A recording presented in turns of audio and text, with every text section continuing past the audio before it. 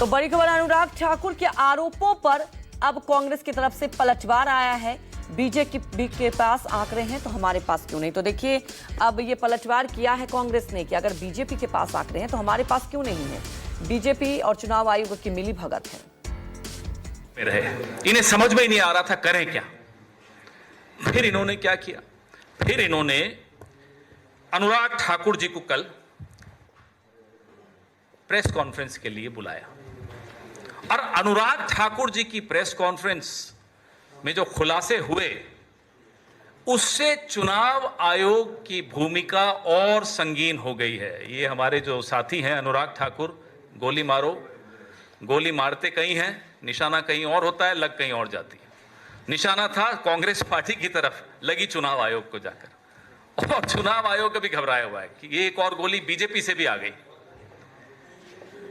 6 लोकसभा क्षेत्रों के आंकड़े भारतीय जनता पार्टी ने कल अपनी प्रेस वार्ता में जारी किए। लोकसभा चुनाव 2024 के आंकड़े, रायबरेली, अमेठी, गोल्डन हार्बर, कन्नौज, ऐसे 6 थे और साबित करने की कोशिश की कि इन 6 के 6 लोकसभा क्षेत्रों में फर्जी वोटिंग हुई है, फर्जी वोटर हैं, वोटर लिस्ट गड़बड़ है। धन्यवाद अनुराग ठाकुर जी, पूरा देश आपको भी धन्यवाद दे रहा है। अचानक रुचि आ गई भारतीय जनता पार्टी की ये फेक वोटर लिस्ट में, अभी तक नहीं थी। अभी तक हम बोलते थे तो हमें तो नोटिस दे दिए जाते थे, ट्रोल कर दिया जाता था। आप लोग भी शाम को ट्रोल करते थे स्टूडियो में, हमें कोई बात नहीं। लेकिन अब अचानक बीजेपी को भी इंटरेस्ट आ गया, साहब fake voter list.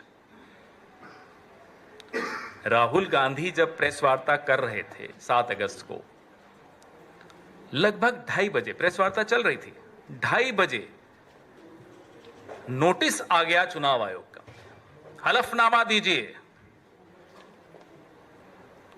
Anurag Thakur को प्रेस कॉन्फ्रेंस करे हुए अब 24 घंटे होने वाले हैं थोड़ी देर में। बताइए नोटिस आया हो तो।